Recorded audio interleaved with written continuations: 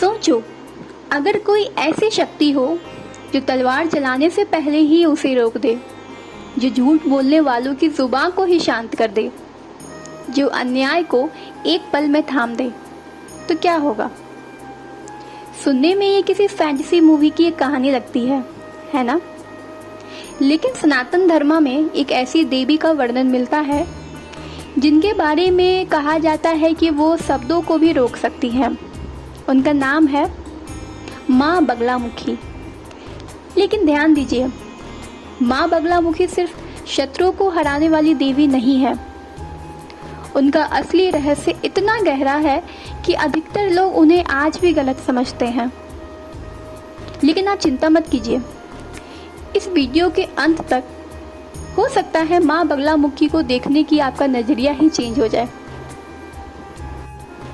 अगर मैं आपसे पूछूं सबसे बड़ा दुश्मन कौन है, आप कहेंगे ऑफिस वाले, कंपटीशन वाले या कोई पर्सनल एनिमी। लेकिन तंत्र कहता है सबसे बड़ा शत्रु होता है जो हमारे बाहर नहीं, हमारे भीतर होता है, हमारे अंदर होता है। यानी कि गुस्सा, लालच, अहंकार और बिना सोचे समझे बोली हुई जुबान। इसी वजह से माँ बगलामुखी का रूप इतना अलग है, क्योंकि वो पहले अंदर के शत्रु को रोकना सिखाती है, फिर बाहर की दुनिया से लड़ना।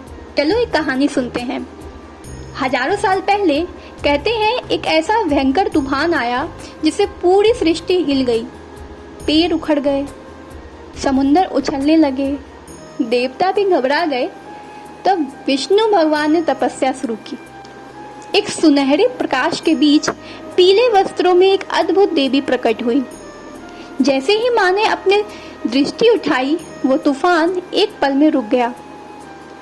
इसलिए उन्हें कहा गया स्तंभन शक्ति, यानी जो असंतुलन को संतुलन में बदल दे। असंतुलन यानी कि इम्बैलेंस को बैलेंस्ड वे में बदल दे। अब सबसे बड़ा सवाल ये है कि माँ बगलामुखी एक असुर की जीभ क्यों पकड़ती है? क्या ये हिंसा का प्रतीक है? बिल्कुल नहीं। असुर की जीभ हमारे अंदर के झूठ, अपमान, निंदा और जहरीली बातों का प्रतीक है। सोचिए, आज कितनी लड़ाइयाँ सिर्फ गलत शब्दों की वजह से होती है। एक मैसेज, एक ट्वीट, एक कमेंट और रिश्ता खत्म। माँ बगलामुखी हमें सिखाती है बोलने से पहले रुकना भी एक तपस्या ही है। लेकिन एक और बात, हर जगह माँ बगलामुखी को शत्रु नाश की देवी बताया जाता है, पर सच ये है अगर आप किसी निर्दोष को नुकसान पहुंचाने की नीयत से उनकी आराधना करते हैं तो तंत्र के अनुसार उसका विपरीत प्रभाव भी हो सकता है, जिसे हम कहते हैं वो बाउंस बैक होके आप तक ही आएगा। क्योंकि माँ का उद्देश्य बदला नहीं होता, न्याय होता है, जस्टिस होता है। यही वजह है कि सच्चे साधक पहले अपने मन को जीतते हैं, अपने आप को क्लींस करते हैं, अपने अंदर के अंधकार को हटाते हैं, फिर दुनिया में जितनी भी त्रुटि हैं, जितनी भी बुराइयां हैं, उससे लड़ते हैं। और एक चीज जो शायद आपने नोटिस की होगी, माँ बगलामुखी के आसपास सब कुछ पीला पीला होता है।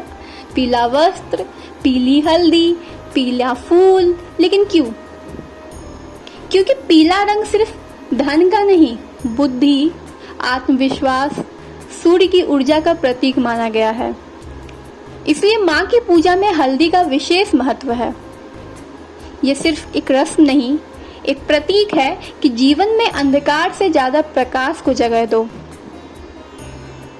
आज अगर माँ बगलामुखी हमारे सामने होती तो शायद वो हमसे कहती अपने शब्दों को संभालो, क्योंकि शब्द जो तुम ये बोल रही हो या तो रिश्ता बना सकता है या जिंदगी भर का दर्द दे सकता है।